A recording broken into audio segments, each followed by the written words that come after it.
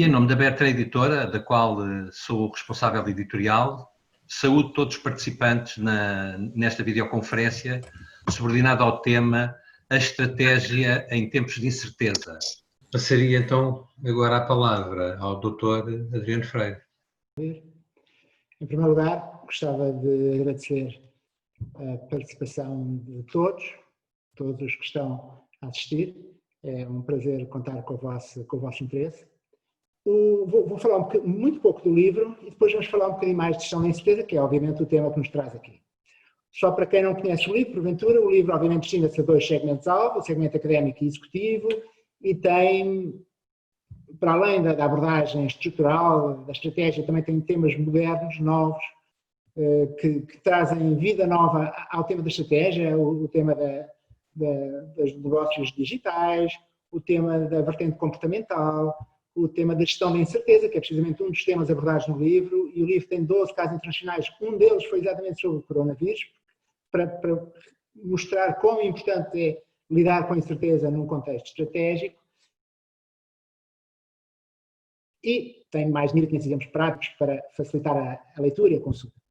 É claro que a estrutura base do livro está dividida em dois blocos, formação e execução, e cada empresa promove quer a formação, quer a execução à sua própria maneira. Por exemplo, a Amorim Cork, a antiga Amorim Irmãos do Grupo Amorim, da terceira Amorim, tem um ciclo estratégico de 3 anos, portanto, de 3 em 3 anos renova, digamos, revê a sua orientação estratégica. A Samsung, por exemplo, está num negócio com características muito distintas e tem que rever a sua estratégia ano a ano. Qual é que é o problema com esta gestão do ciclo estratégico? É que muitas vezes bloqueia. Como ciclo devia rodar facilmente, mas a verdade é que todos nós sabemos de casos, situações em que surgem bloqueios no caminho, seja nesses bloqueios de natureza técnica, seja humana. E, nesse caso, temos que perceber como adaptar, digamos, a gestão do ciclo estratégico para ultrapassar esses bloqueios. Mas o tema do digital, e está aqui o Dr. José Neves, líder da Farfetch, como sabem, o primeiro unicórnio português. O tema dos negócios tradicionais e digitais trouxe ainda mais complexidade para a gestão estratégica e obriga todos nós, qualquer seja a empresa, mesmo que no setor tradicional, obriga-nos todos a repensar a nossa abordagem. Porque se não o fizermos, mais tarde ou mais cedo podemos ser surpreendidos pela tal incerteza da competição, que vem do momento esperado. O caso dos táxis é um ótimo exemplo também, em que ninguém no setor tradicional dos táxis imaginava que a Uber poderia entrar e, digamos, tirar o mercado aos competidores tradicionais. Portanto, também na gestão estratégica é preciso tomar em consideração os negócios digitais e tradicionais. Mas o tema da sustentabilidade é também devidamente abordado no livro. Não vou amassar-vos com os detalhes todos, como é óbvio. O interessante é verificar que as empresas têm evoluído ao longo do tempo na introdução da sustentabilidade nas suas orientações estratégicas. Mais importante do que falar de estratégia e ao lado ter um relatório de sustentabilidade é perceber como é que a sustentabilidade está dentro da estratégia e não é preciso sequer falar de sustentabilidade à parte. A estratégia já inclui a sustentabilidade. Okay?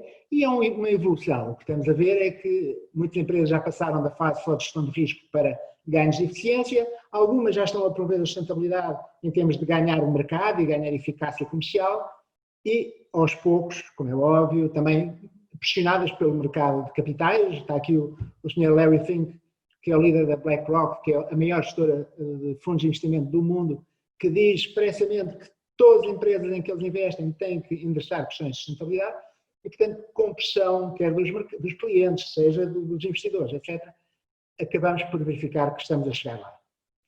Muito bem, este era um overview de alguns temas que são abordados no livro.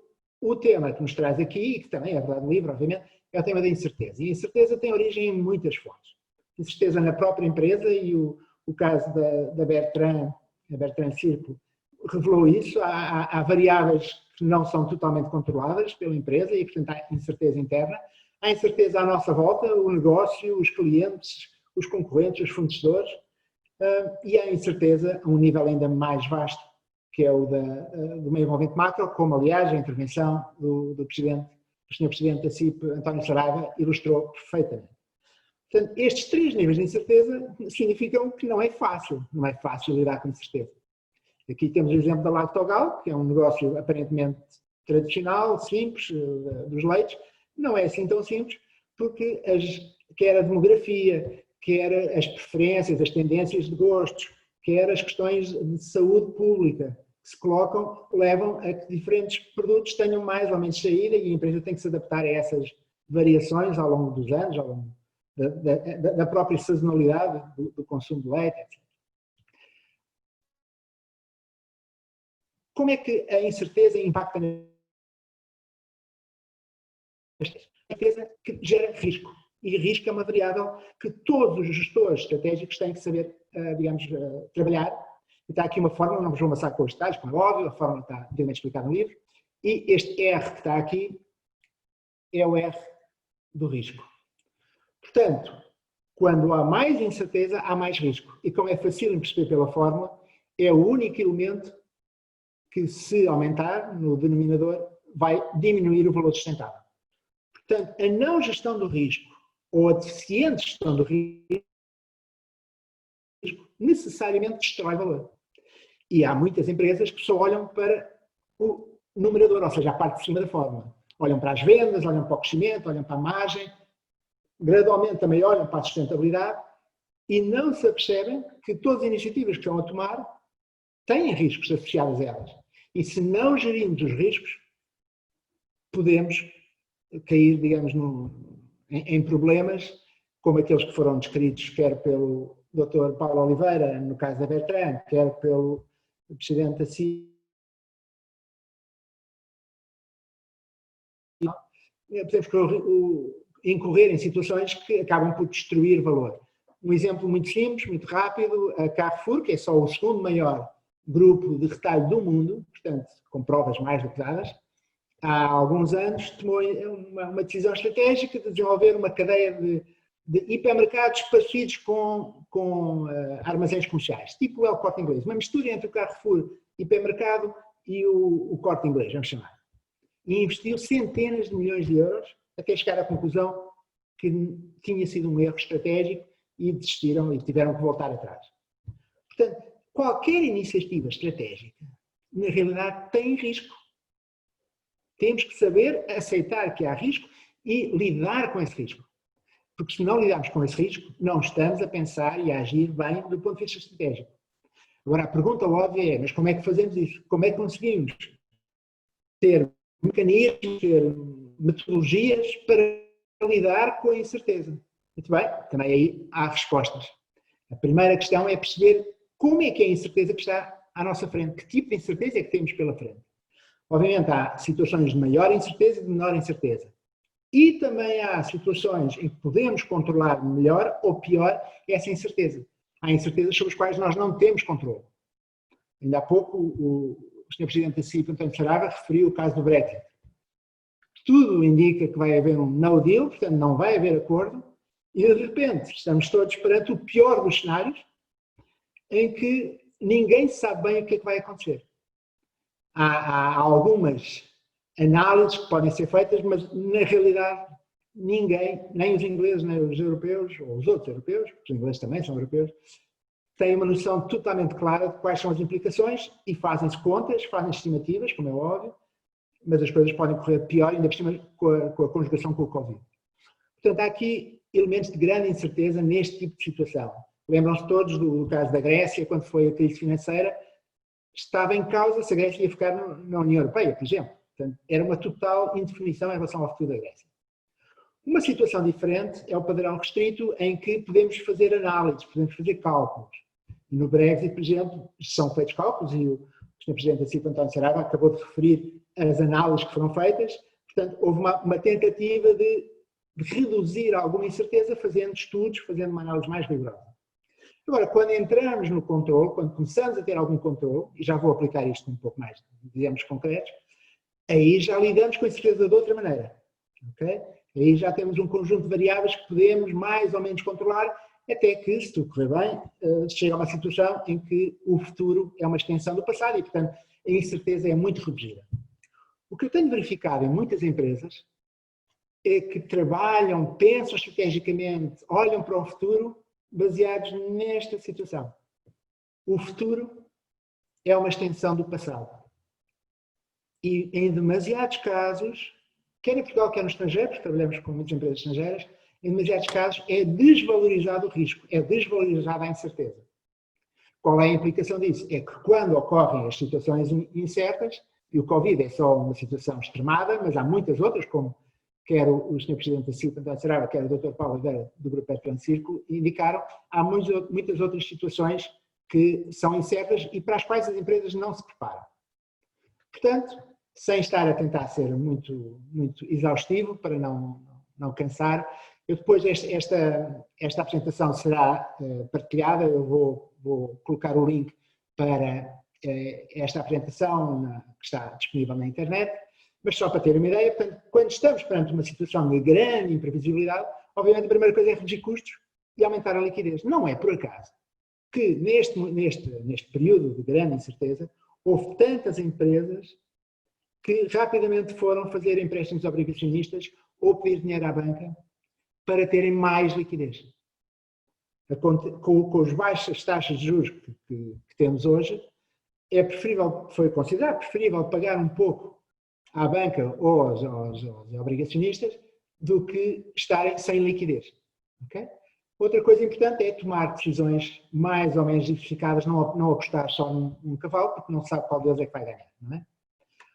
Mas se vamos para uma situação de padrão restrito, isto é, com algumas possibilidades de evolução distintas, então temos que fazer muitas contas. E o exemplo que o Sr. Presidente da CIP referiu é um ótimo exemplo, e a CIP tem sido notável, absolutamente notável, na análise rigorosa de situações com que as empresas têm que lidar, situações de incerteza, quase todas elas, para podermos olhar para a frente com um pouco mais de confiança, de segurança, de esperança também.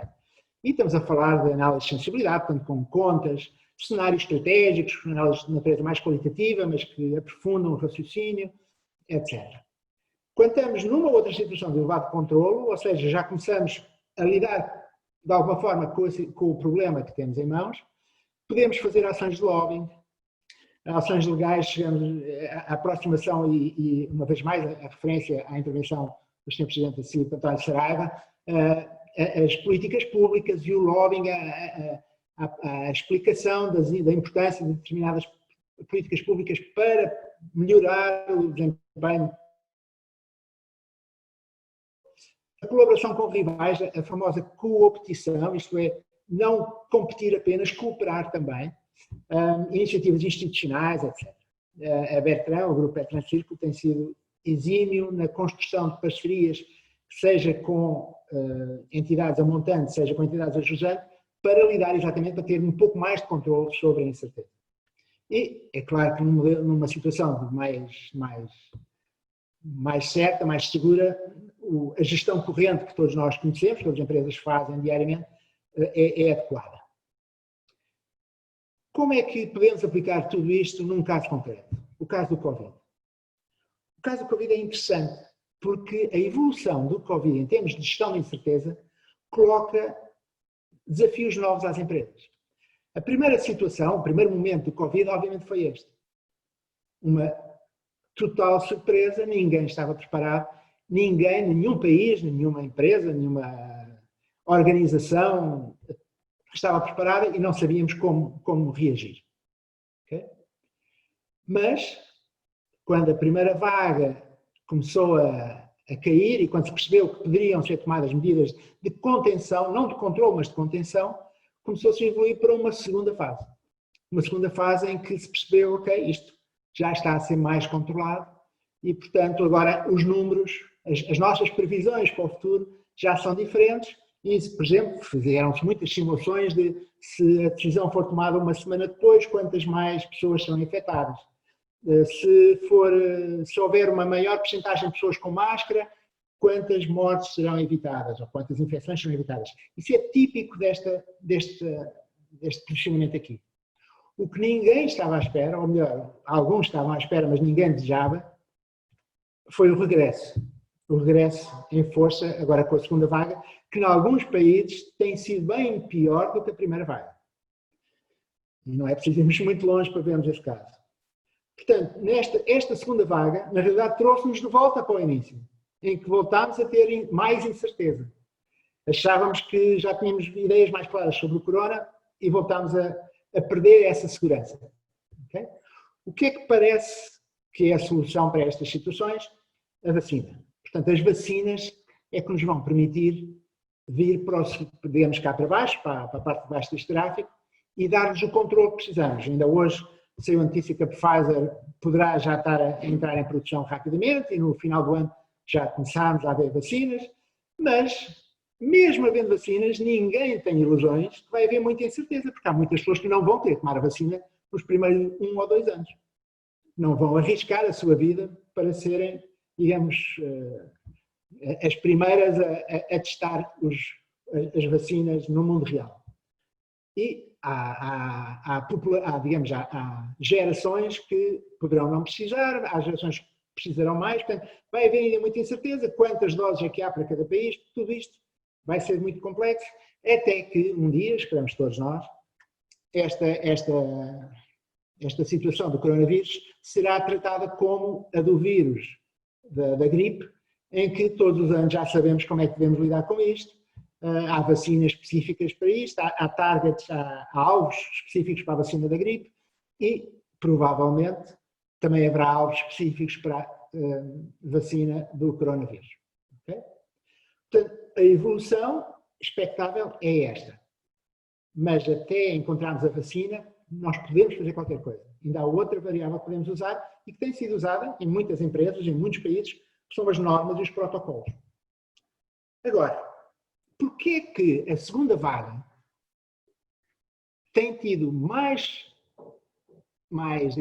difusão, portanto, criado mais problemas em alguns países do que noutros? Como o Sr. Presidente da CIP, António Saraiva, referiu, a Alemanha tem sido um exemplo. A China também tem sido um exemplo. O Japão tem sido um exemplo. A Coreia do Sul tem sido um exemplo. Porquê é que esses países têm tido maior capacidade para lidar com esta situação do que outros? Para explicar isso, deixem-me falar muito rapidamente sobre o Mapa EGOS. O Mapa EGOS é um modelo de personalidade que desenvolvi com 4 perfis. Vou apresentá-los muito rapidamente. Tudo isto também está explicado no livro, portanto não quero entrar em demasiados detalhes. O perfil E, pessoas empreendedoras, orientadas para risco, tomada de decisão, etc. Os Gs, muito analíticos, muito rigorosos, muito cuidadosos, a ver se há risco. Os Os, mais persistentes, mais de discussão, menos tomada de decisão e mais de improvisação. E os sociais, de mais relação humana, mais proximidade, mais contacto, mais intensidade de comunicação, etc. Se aplicarmos isto aos países, e no livro isto está também apresentado, verificamos que não é por acaso que a Alemanha, a China, o Japão, a Coreia do Sul, a Áustria, a Suíça, a Escandinávia, quase todos os países da Escandinávia, porque a Suécia é um país que teve uma política diferente, têm tido melhores resultados na segunda vaga. A segunda vaga é particularmente interessante porque é uma vaga resultante de algum descontrole, de alguma abertura cultural. Portanto, a cultura nacional destes países, como podemos ver neste gráfico, é muito guia, muito governadora, muito rigorosa, muito controlada, muito by the book, vamos chamar-lhe assim, e isso permitiu a estes países enfrentarem a segunda vaga com muito mais sucesso do que todos os outros. Vejam o caso da América, que é um país cuja cultura nacional é muito e que, obviamente, acabou por perder o controle total à situação. O Brasil, um país de cultura nacional S, muito social, a contaminação alastra. A Índia é um país cuja cultura nacional é OS, portanto, operacional e social, também está com graves problemas. Portanto, se nós começarmos a olhar para as culturas desses países e para o comportamento típico desses povos, percebemos que nestas situações de grande incerteza, aqueles que têm tido maior capacidade de lidar com o problema são as culturas governadoras. E quem não tem estas culturas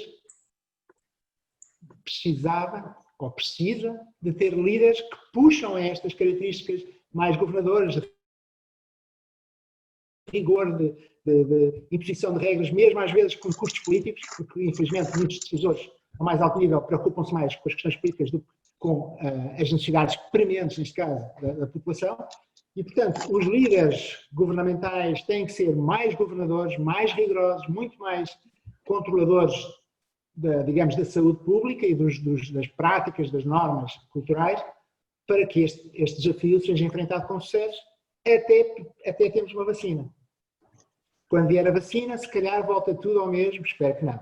Mas até lá temos que lutar contra este vírus, e a melhor arma que temos é sermos mais governadores, mais rigorosos, mais preocupados com os detalhes e com a saúde pública. Okay? Portanto, o tema para muitos países, tal como para muitas empresas, é a liderança. Porque se tivermos bons líderes, mesmo em termos de incerteza, conseguimos ultrapassar essa incerteza e conseguimos ir a partir das oportunidades, que foi também um tema muito bem abordado pelo Sr. Presidente da CIP, António Saraiva. Eu vivi no Japão 4 anos e meio e uma das coisas engraçadas que aprendi é que a palavra japonesa para crise, que é kiki, chama-se kiki, mas é escrito com 2 caracteres diferentes. É de origem chinesa, estes caracteres são de origem chinesa. O primeiro caractere de origem chinesa para a palavra crise significa perigo. Mas o segundo caractere significa oportunidade. Ou seja, no meio asiático, na China, no Japão, na Coreia do Sul, nestas culturas, crise é uma palavra com um duplo significado. É perigo, mas também é oportunidade. E essa é a mensagem de esperança que eu gostava de deixar nesta minha intervenção. A incerteza faz parte da vida das empresas. A incerteza dos mercados, a incerteza das tecnologias, da competição, neste caso da saúde também. Mas esta incerteza também é geradora de novas oportunidades, desde que as empresas tenham estratégias flexíveis. E para vos deixar alguns exemplos, porque há muitos mais, mas para vos deixar alguns exemplos, temos aqui o caso da Superboc, o grupo cervejeiro, que todos conhecemos, que passou a produzir desinfetante gel a partir de cerveja. A Ford, que faz automóveis, como todos sabemos, mas que perante a queda na aquisição de automóveis, percebeu que havia uma oportunidade para fazer uma parceria com a General Electric e passar a produzir ventiladores, que estavam e continuam a estar, infelizmente, em grande procura, nomeadamente nos Estados Unidos da América. Só para verem, a General Motors foi criticada publicamente por não... Portanto, só por ter tomado a iniciativa em termos já forte valorizada, para além do negócio, obviamente, que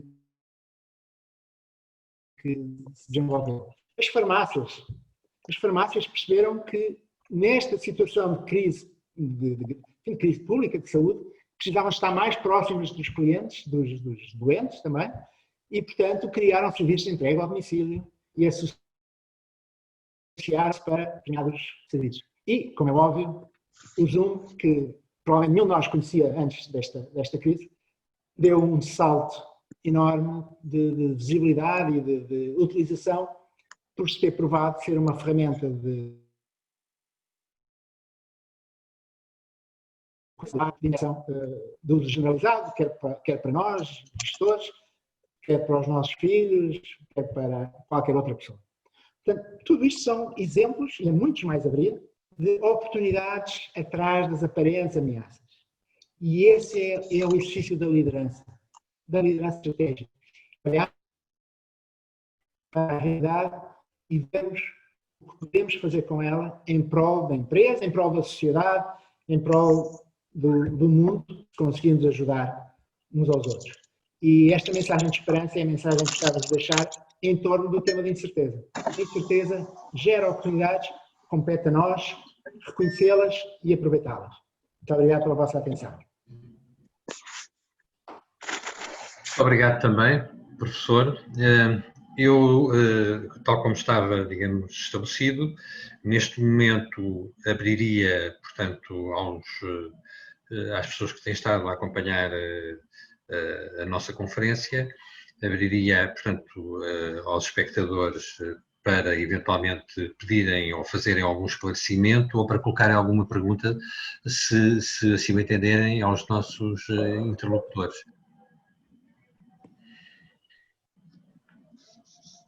Já agora gostava de cumprimentar o seu professor Adriano Freire, que eu costumo vir muitas vezes às suas conferências, e dizer que todas as conferências me consegue surpreender. E achei aquela analogia entre os povos e as características de liderança muitíssimo interessantes. Até fiquei assim um bocadinho sem palavras, porque eu geralmente costumo logo intervir, mas gostei muito dessa relação e muito bem por isso. É isso basicamente que eu queria transmitir. Muito obrigado, senhora professora. A professora Rita Vitorino de Carvalho, de facto, é uma amiga, mais do que só colega, também já uma amiga, e gosto muito enfim, partilho também as suas opiniões connosco. Eu tive a oportunidade já falámos várias vezes, e aproveitava estas suas palavras também para perguntar, se me permitem também colocar uma pergunta, embora seja orador, aqui ao Sr. Presidente da CIP, António Saraiva, se não for um abuso da nossa amizade. Como é que vê, digamos, o próximo ano? Qual é a sua visão? Porque já provou ter uma capacidade invulgar para ter uma perspectiva integrada. Como é que vê o próximo ano? América, Brexit, no deal, pandemia? Quais são os fatores que nos poderão dar esperança para sairmos todos daqui com um pouco de alegria no coração?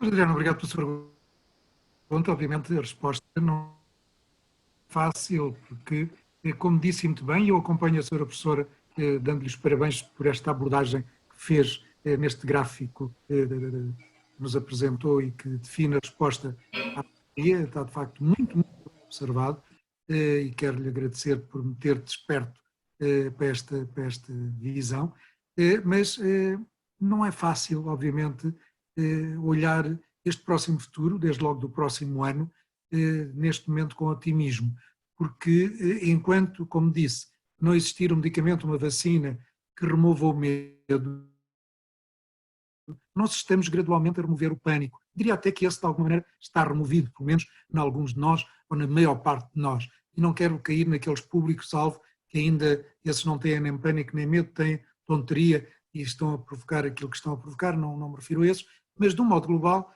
o pânico desapareceu, mas o medo está instalado e está muito instalado.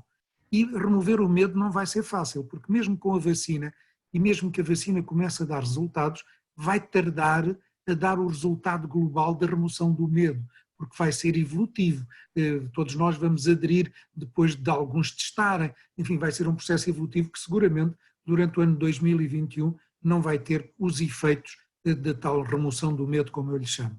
E por isso a economia vai ter aqui um comportamento, mais uma vez, como sempre, assimétrico, mas difícil, porque se falarmos em Portugal, este objetivo que o Governo nos apresenta neste orçamento, onde prevê a queda que prevê este ano e alguma recuperação para o ano, neste grau de incerteza que as eleições dos Estados Unidos nos trazem, o grau de incerteza da continuada guerra Estados Unidos-China, estas tensões que vamos vendo regionais, esta questão do Brexit e os efeitos que daí podem advir, a Espanha, que não falámos, mas que está na equação da preocupação, porque Espanha é o nosso principal mercado de exportação e por isso Espanha está, na minha perspectiva, com uma crise pandémica, mas também com uma crise política que está diariamente a crescer e de resultados imprevisíveis e está aqui ao lado.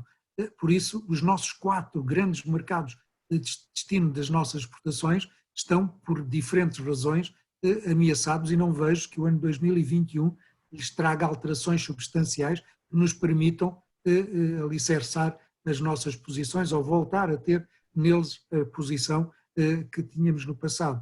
Por isso este grau de incerteza e a maneira de tratar esta incerteza é muito elevada.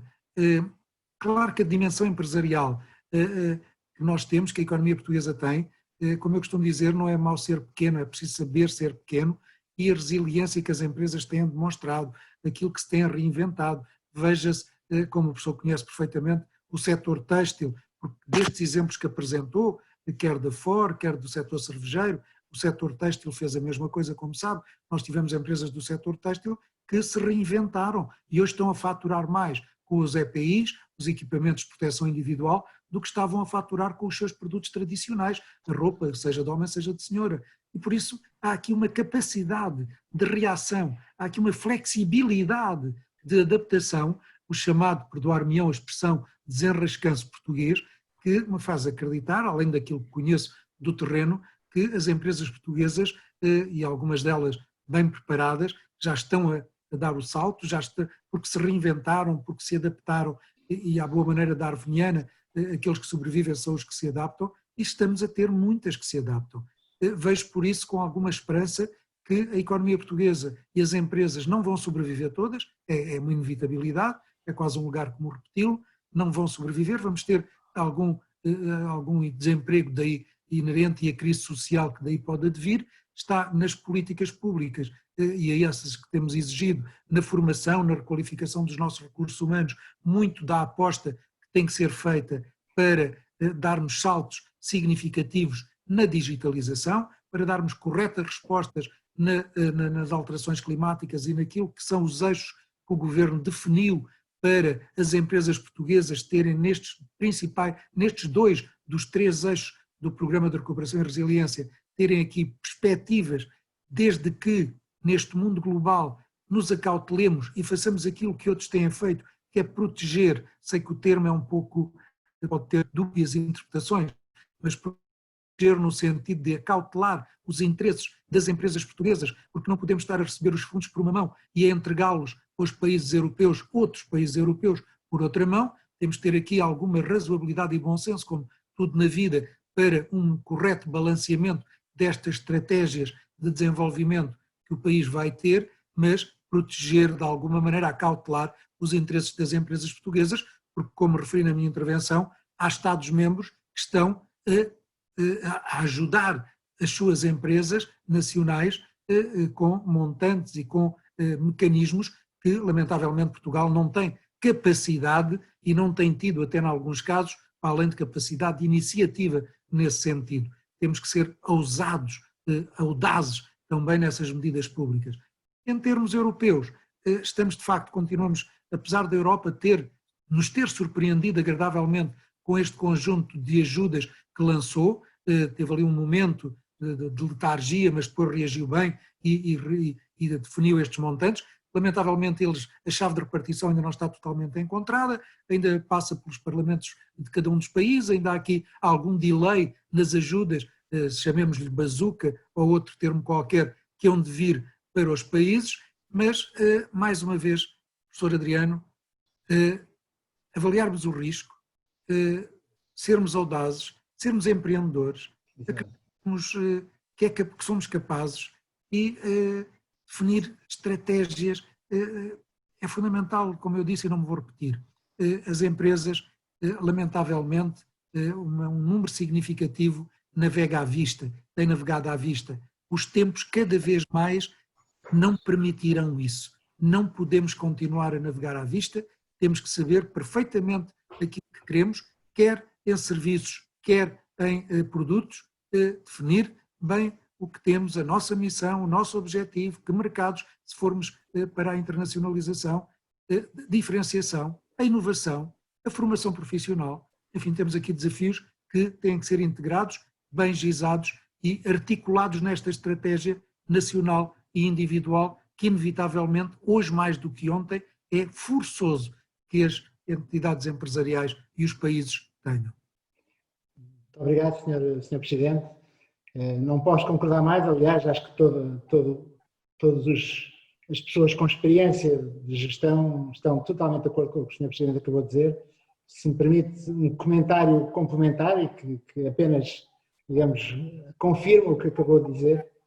Os portugueses, historicamente, se olharmos para os últimos 20 anos, conseguiram superar-se a si próprios. A Troika, a crise, as sucessivas crises políticas que atravessámos e das quais conseguimos recuperar. Portanto, de facto, como disse muito bem, temos tido capacidade de nos reinventarmos, de ultrapassarmos as dificuldades e de voltar a pôr os 2 pés na terra e andar em frente. Mas em cada momento destes, temos que perceber que é uma oportunidade para resolver problemas estruturais.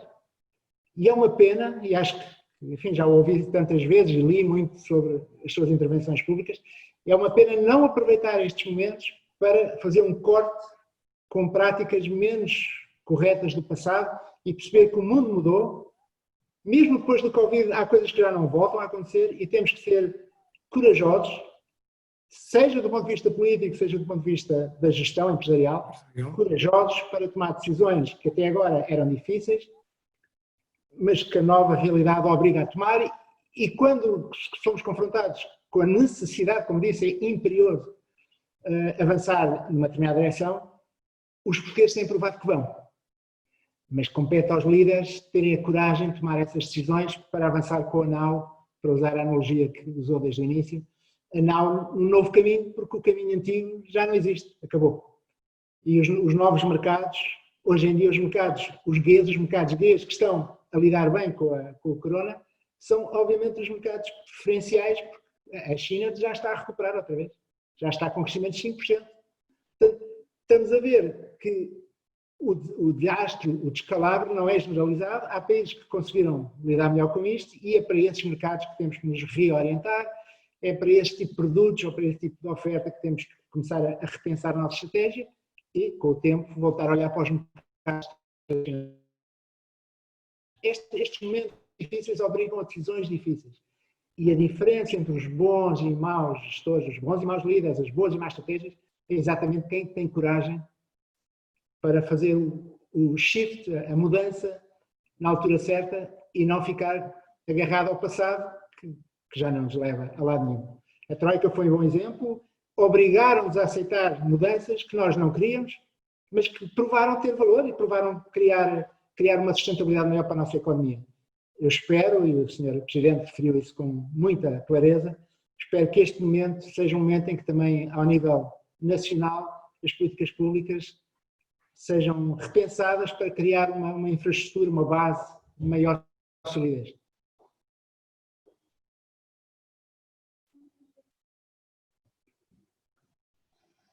Muito bem. Eu agradeço. Sim, sim. Quero colocar uma questão.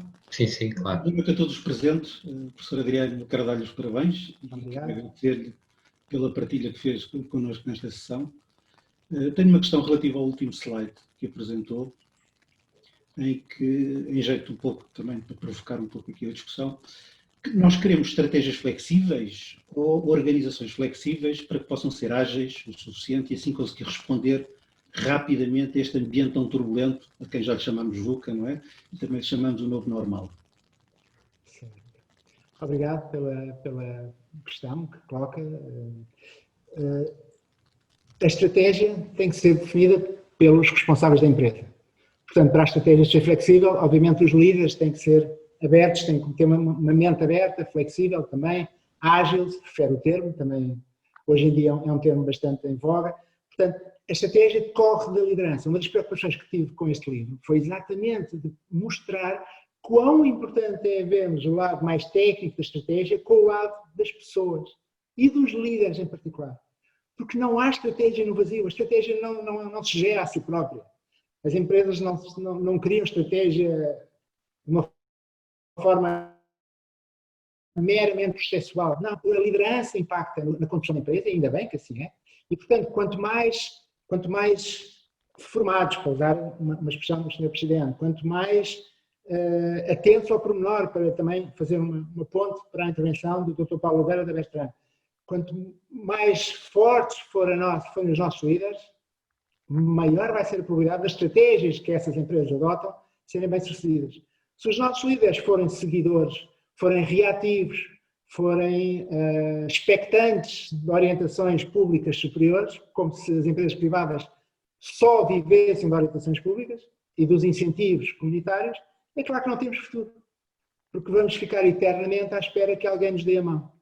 E se, por um lado, os apoios comunitários são fundamentais, nestas alturas, sobretudo, porque, de facto, o tecido empresarial está a precisar, noutras alturas são a esmola que nos faz mantermos, ou alguns, não todos, felizmente, mas mantermos alguns pobres, porque ficamos presos à esmola. E a Farfetch é um ótimo exemplo, uma empresa que tem um sucesso estrondoso, à escala mundial, já agora é líder mundial, e não se chegou àquela posição por subsídios, por ser reativa, bem pelo contrário. Teve uma boa leitura do negócio, antecipou-se à concorrência. O Dr. José Neves tem uma expressão engraçada, diz: quando eu quiser ter lucros, faça tê-los. Porque até agora a Farfetch nunca teve lucros. Mas ele diz, com a maior das clarezas, nós estamos a criar o futuro, nós estamos sempre a antecipar-nos ao futuro. E, portanto, vamos continuar a investir. Se os investidores acharem que nós estamos mal, que saiam, porque nós continuamos a investir para o futuro. No dia em que eu quiser ter lucros, paro de investir. Mas ficou bem claro também na intervenção do Sr. Presidente António Saraiva que o nosso futuro passa muito pelo investimento, seja ao nível público, seja ao nível privado. E, portanto, pessoas, referências como José Neves e como muitos outros, não quero estar a dizer nomes porque ia me esquecer de muitos outros, mas são referências que nos dizem que nós conseguimos ultrapassar as dificuldades, nós vamos chegar lá. Mas é com bons exemplos, com boas iniciativas, com líderes que dão a cara à luta e que não se acomodam, e felizmente temos muitos deles.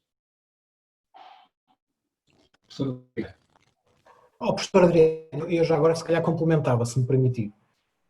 Eu acho que também é muito importante que a estrutura da empresa esteja, digamos, preparada para para ter essa flexibilidade estratégica.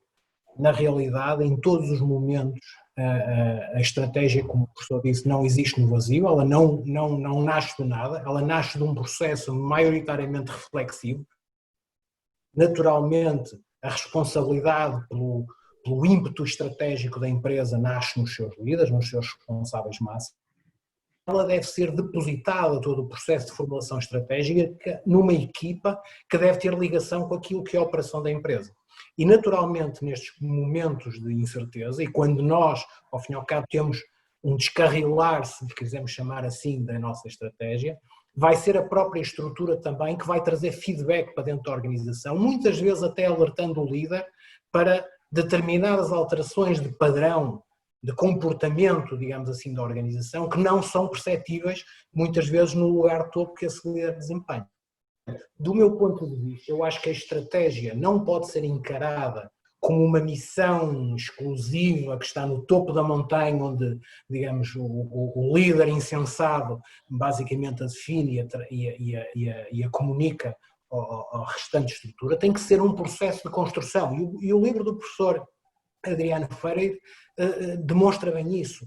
Todo o processo de formulação estratégica é um processo partilhado por uma equipa, de preferência por toda a organização, mas todos nós sabemos que muitas vezes, e uma coisa que é muito importante, o segredo ainda é a alma do negócio, e portanto ela tem que ser partilhada por um nível de gestão, eu diria, com alguma confiabilidade, mas na verdade tem que ser partilhado, e esse é o principal aspecto, e portanto eu acho que a flexibilidade da estratégia vai responder à flexibilidade da estrutura, à sensibilidade da estrutura e, portanto, eu diria, pelo menos na minha experiência empresarial, é isso que tem acontecido, ou seja, na verdade são as pessoas que fazem a estratégia, são elas que a formulam, são elas que a readequam a todo momento e eu diria que é aí que está o segredo dessa flexibilidade. Permitam-me só terminar com um poema de Fernando Pessoa que acho que se adapta muito de alguma maneira seria a síntese de tudo aquilo que aqui falámos, obviamente, e que está plasmado neste excelente livro que o professor Adriano Freire nos dá a partir de hoje.